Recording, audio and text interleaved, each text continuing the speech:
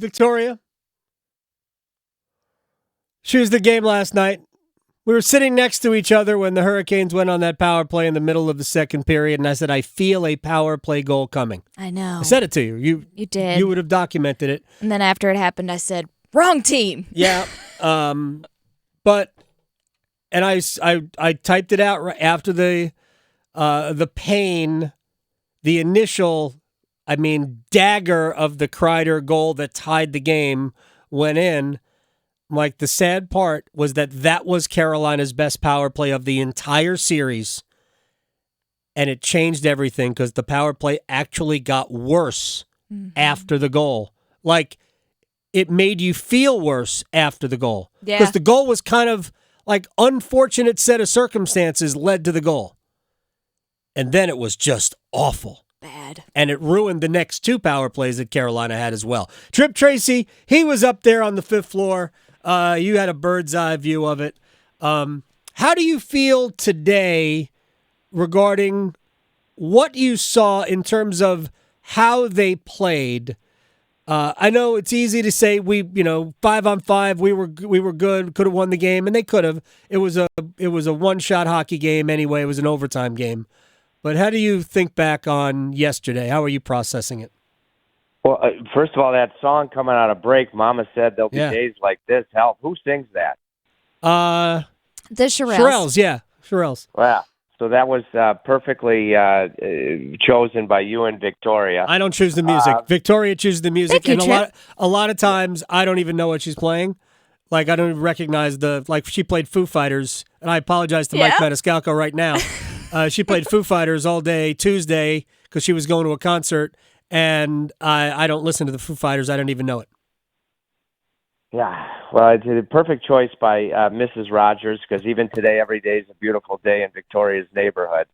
To answer your question, I thought the first period that aside from, you and I spoke about it, Svechnikov and, the way the Hurricanes played, I thought they played to what their identity needs to be.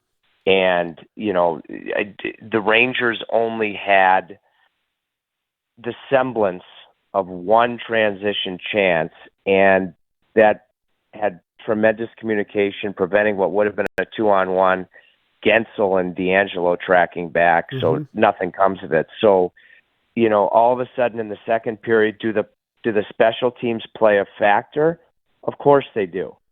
But in that second period, all of a sudden it's pond hockey, back and forth, and that just plays totally into the Rangers' hands. You had two breakaways, you had two shorthanded 2-on-1s, you had another 2-on-1.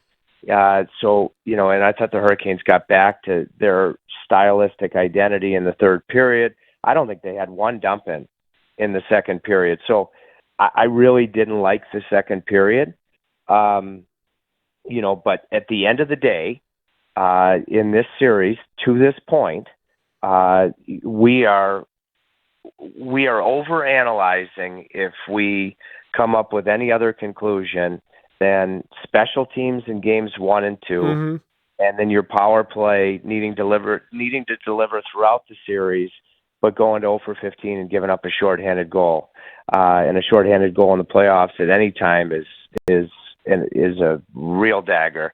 But certainly last night when Orlov from Natchez, after he set up Gensel, the grade A chance to extend the lead and then stall early in the second period. And you look back at the second period in game 2, Svechnikov hitting Shesterkin and then the bar. These are pivotal moments when, had you extended the lead in either of these circumstances, that, you might be talking about a totally different scenario of where this series is at. But the central piece, special teams in 1 and 2, and the power play in game 3. Tripp Tracy is joining us here on the Adam Gold Show. Yeah, I thought the first period was, everything about it was great, except that one, you would have liked to have it translated to more than just the one goal. And the first thing that went through my brain after Kreider scores the shorthanded goal, which to me flipped the game. I actually didn't hate Carolina's start to the second period. I thought Carolina was pretty good. to start the second period. And again, I loved the first minute of that power play because Carolina, it was exactly what you need from Carolina. It was shots and retrievals, and the shots were in tight, and there were scoring chances in there. Then the Rangers got the puck. They knocked it out of the zone. Carolina brought it in. The Jarvis pass to Svechnikov was inaccurate, and Andre can't get the puck, and then Andre and Sebastian collide, and then everything went the other way. But I thought the Kreider goal, it reminded me of Charlie Coyle's shorthanded goal in Game 3 in Boston 2 years ago in the first round series, where Carolina looked like they were just absolutely going to dominate the Bruins and make short work of that series.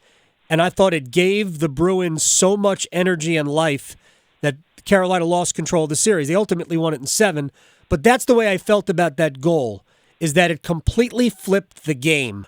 Not that the Rangers were willing to lose, but I thought Carolina was going to score on that power play, and I think if Carolina gets a 2-goal lead, they probably win that game, and I thought it just changed everything. I don't know if it's another song. We were just talking about your Mama said there would be days like this, but these are the moments. These are the moments that you have to own and win in a tightly contested playoff series. And so as I sit here today, okay, and I remind myself, what's my role? I'm the color analyst for the team.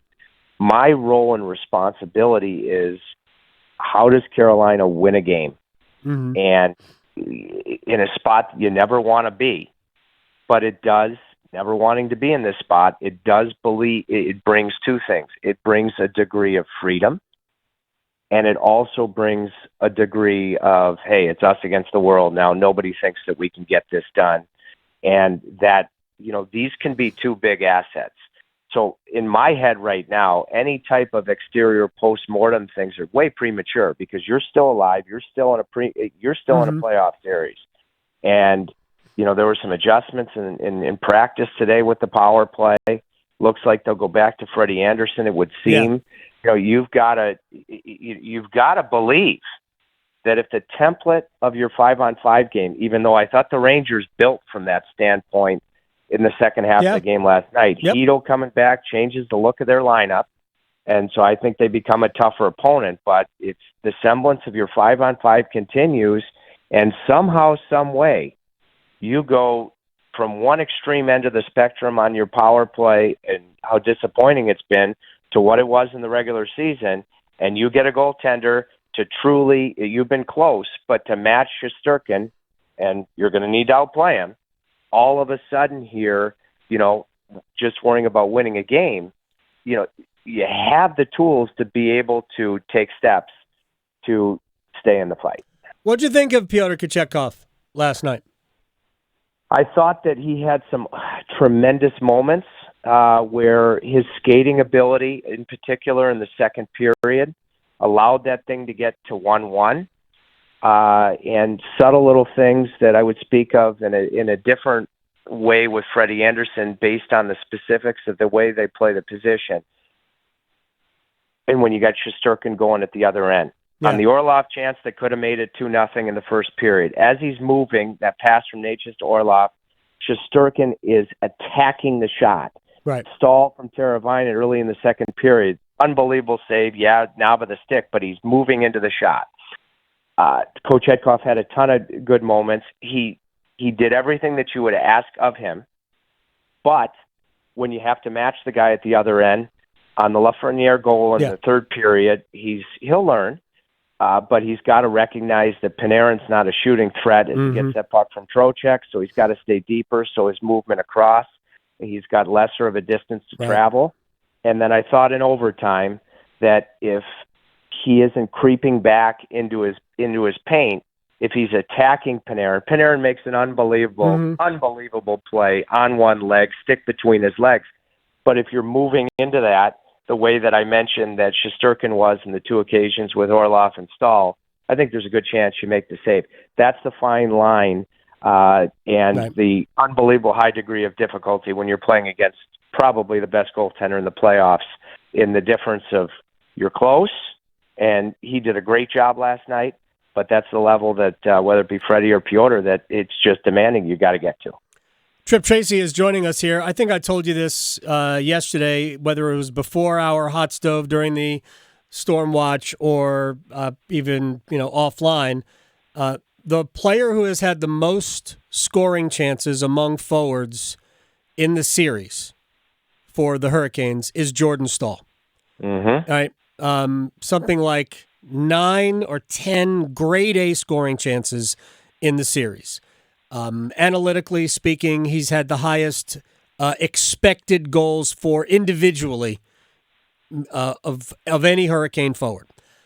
With all of that said, I would love to see Rod go back to, when you look at the players that he's got at his disposal, I would love to see him go back to the lines that he wanted to go with when all the additions were made. Because right now, the Hurricanes are getting offense production from only one source. It's Aho, Svechnikov, and Gensel. They've got there's 24 scoring points in a series. 13 are from them. That's it. So there's only 11 scoring points from the other 3 lines combined. The Rangers are getting it from 2 lines. Even though there's a lot of special teams play, the Rangers are getting it from really 5 guys as opposed to 3. I think you almost have to give Kuznetsov a chance between 2 elite players and see if it works. I just don't think you have anything to lose. I think it's required. I thought that, I was in a lot of ways, thinking about that last night, and then Kuznetsov has got to buy in and dig in and do the rest. And then I agree with that. And especially in this 3-0 hole, all of the things that are going to have to go just right, be able to win a game, and then, go upwards and onwards from there to write the first couple of chapters to doing something special. So I agree with you.